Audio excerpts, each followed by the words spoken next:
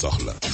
li ci yéeni kay mbokk yi kilifa ga de daan na wax naan borom kër moom du xëccoo moo tax Pape Babacar Ngom mi doon xëccoog waa Ndingler suuf ca Ndingler mbiri leer na Pape Babacar Ngom dindi na loxoom bàyyi na génn na ca xëccoo ba loolu la Walf Quotidien wax tey jii ne njiitu Sedima bàyyi na suuf ca Ndingler ginnaaw coowal suuf soo xam ne am na fukki at mbir ma jeex na leer na Pape Babacar Ngom ne jàmmi réew mi ko jaral moo tax bàyyi na waaye nag kenn wañul loxoom ci dara juróom-ñetti fukki hectares yoo xam ne ma nga woon ca Ndingler la delloowaat nguuru ko Sénégal Le Quotidien ne Pape Babacar Ngom tëj na wax ja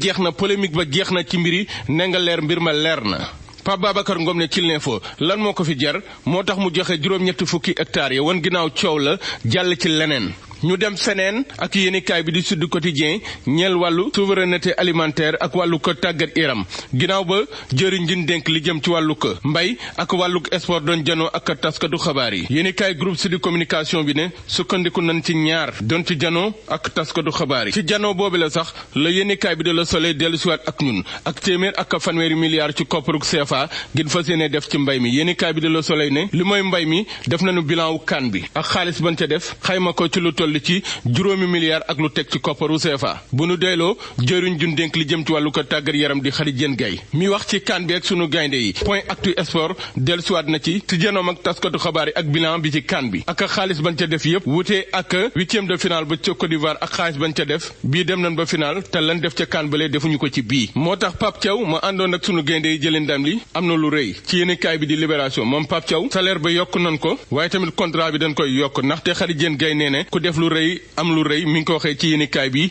di Libération waaye kañot bi naroon a yëkkati naan dañ koy nattal Pape Thiaw di ko dajaleel ci koppar Pape Thiaw nee na baax na mi ngi gërëm sénégalais yépp bu ko kenn dajaleel lenn waaye gis na cofeel gi ñu am ci moom ginnaaw daan yoon tegoon ca moom ca réew Maroc waa Maroc googile sax nee na dañuy def appel ci ndaxte leen bëggoon amuñu ko waaye Sénégal nee na du leen ci bàyyi ci yéenekaay bi di Le Témoin li waa Maroc bëggoon moom mooy ñu foqati ku ba final ba ñu neenal ko ne amul maanaam ndam demul ndem dikkul waaye kenn mujj leen caa fekk waaye kaaw Birahim Diaz tamit yéenekaay bi di Le Témoin ne wax nañ ci ak Birahim Diaz ak penalty baak na mu ko ratee ndaxte waa Maroc yi sàkku coupe ba ak ñu sàkku ñu neenal final ba bu Birahim Diaz dugal penalty ba waa Maroc ban taxawaay la ñuy am loolay laaj bi ci yéenekaay bi di Le Témoin ci yéenekaay bi di L'Observateur Doudou Wade mi toogoon ca émission Faram Facce ak Fapal Ngagne Ndiaye naan nañ fi jëlee nguur gi bu laajee coup d'état sax ñu def ko L'Observateur ne woo nañ ko tey ji ci kanam gu yoon ginnaaw kàddam yooyu le naka noonu Pape Ngagne Ndiaye ma ko invité woon ca émission ba moom itam woo nañ ko moom Doudou Wade nag ak kàddoom yooyu le mu yëkkate doon am ngonk ci wàllu politique am jaar-jaar ci PDS def fi lu ne jëf fi lu ne moom paa boobu le yéenekaay bi di yor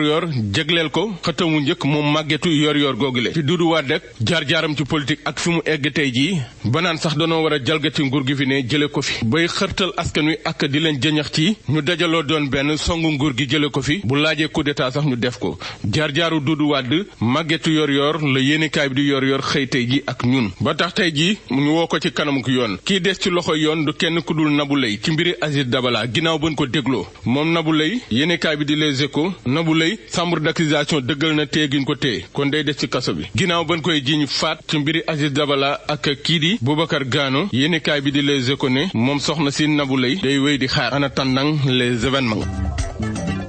Nabou Leye mi ngi noonu kon mu doonoon xibaar yeeg yéenekaay yi Omar Bun Khattab Gueye doon ci ànd ak yéen Adama Ndiaye nekkoon ci